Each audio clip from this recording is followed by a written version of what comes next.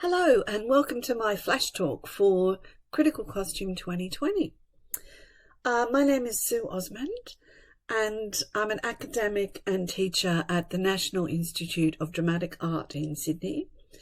And before I start, I'd like to acknowledge the Gadigal people of the Eora Nation as the traditional owners of the land on which I'm speaking to you from in Sydney. I pay my respects to the elders of this land, past and present, and recognise that these and other unceded lands have always been places of teaching, learning and research. So the purpose of this flash talk is to introduce some points of contact between practice and theory in designing costumes for and with performers with disabilities. For the last 3 years, I have had the opportunity of working with an Australian theatre company called Midnight Feast Theatre That Unites. The company aims to enable artists who experience significant physical and intellectual challenges to participate in the performing arts. The company has to date developed 5 original works and performed at many venues, including the Sydney Opera House. The company combines abled and disabled actors in the devising, design, rehearsal and performance processes. The abled actors coach, mentor and support the disabled actors and also perform alongside them as fellow professional artists. One of the aspects of the company that first attracted me was the ways in which the performers were represented in a range of sophisticated ways that both confronted audiences and also presented performers with opportunities to both embrace and erase their difference. By erase, I am referring specifically to the social model of disability in which, in this activity, disability is manifested only when a person cannot take part in that activity. So there are an increasing number of companies who are incorporating practices which enable a wider scope of involvement by diverse theatre makers, and insights and experiences gained from these collaborations have been shared in a number of publications, conferences and in performances. But there's little specifically that pertains to costume. So working with the company has drawn my attention not only to why I love the things that theatre can do, but to thinking about the capacities of costume in this context. A context that I would argue can't be fully contained within the realm of applied theatre, and one that brings up some interesting paradoxes and insights when theorised using the existing frameworks of costume scholarship. So, costume is a body that can be taken off, is at odds with Mazeo's claim that calls for an understanding of the fact that disability is not a costume that can be removed at will, nor is it a costume that can be put on at will by abled actors, which increasingly brings up some sort of moral and ethical dilemmas around representation. So my thinking about this so far has yielded 3 insights that I'd like to share as a starting point for this inquiry. So the first here is to do with what I'm going to call the indivisibility of disability when combined with performance costume. So here, the appearance of non-normative bodies in performance, the prosthetic objects that enable their appearance, and the costume elements exist in a complex network in which individual elements recede and are foregrounded throughout performance. This particular image and the opening ones are from a work called Chrysalis, designed in 2017 by designer Lisa Momochi, which tells a story from the perspective of the actor pictured here, who I'll call G. The effectiveness of this image is created by a combination of the wheelchair, G's body and the pared back minimalist costume.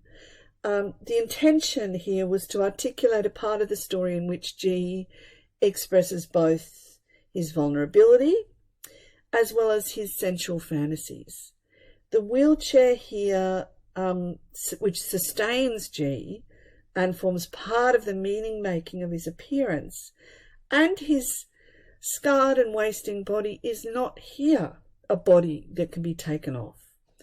As such, it disrupts the system of representation in which audiences make meaning from the costumed body on stage.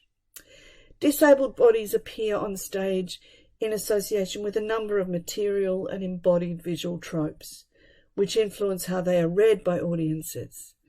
The performer's association with prosthetic physical objects such as wheelchairs, walking sticks, hearing aids, are as present as the diverse physical, gestural and verbal signifiers that a disabled performer may incorporate.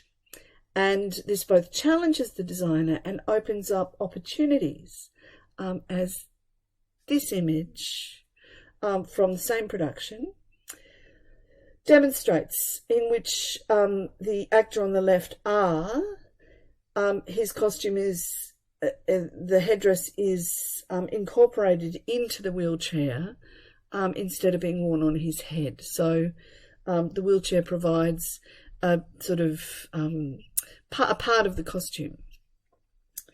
Okay, so the second insight I make extends this consideration of the dynamic ways in which objects and bodies both appear and disappear as signs within performance. I'd like to draw attention to the effect created when abled performers are semiotically doubled with disabled artists in performance. So several of the Midnight Feast troupe are non-verbal and or require assistance with movement. So abled actors performing collaboratively with disabled actors creates a doubling of the signs of performance in which the abled actors are incorporated into the image sign through gesture, utterance, appearance and interaction. The effect may also be one of amplification. These two images here show N and D on the right, firstly paired as salt and pepper in the 2019 production of Bluebird, and later as street kids in the 2018 production of Fireside. In both cases, the doubling of the costume amplifies and supports N's performance as Dee responds to her improvisations throughout the scene. So the third insight is about the agency of costume as a performing object in this context.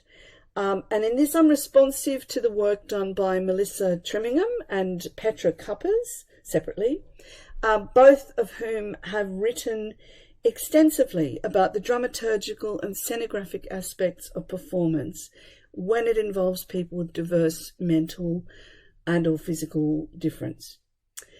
In her approach to analysing the influence that interactions with scenographic elements have on autistic children, Tremingham introduces the costume elements as actants, using as a framework Bruno Latour's actor network theory. An example of how this approach might reveal the relationships between costume and disabled performers is applied here to the designs for the 2018 production of My Mum and the Cockatoos.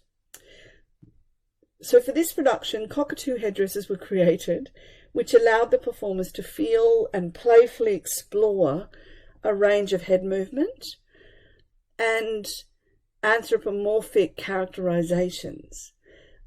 Costume as an actant here, in the words of Tremingham, actively transforms our normal quotidian body image. Okay. So the movement and textures of the headdresses and capes extend the performance width and height. And in doing so, as Tremingham also notes, headdresses have the effect of sharpening our sense of direction, self-importance, focus and energy. So here the somatic experience of wearing a costume object translates into a creative offering in the collaborative devising process. So, from the perspective of a participant researcher, I intend to explore these and some of the other ways in which costume acts upon non-normative bodies in performance and is acted upon by performers with a range of physical and mental disabilities, and in doing so contribute to the broader discussion about access and the performing arts. So thank you for listening to this. This is just the beginning of an inquiry. I'd be really interested to have discussions about this. Here are my references, and thank you for listening.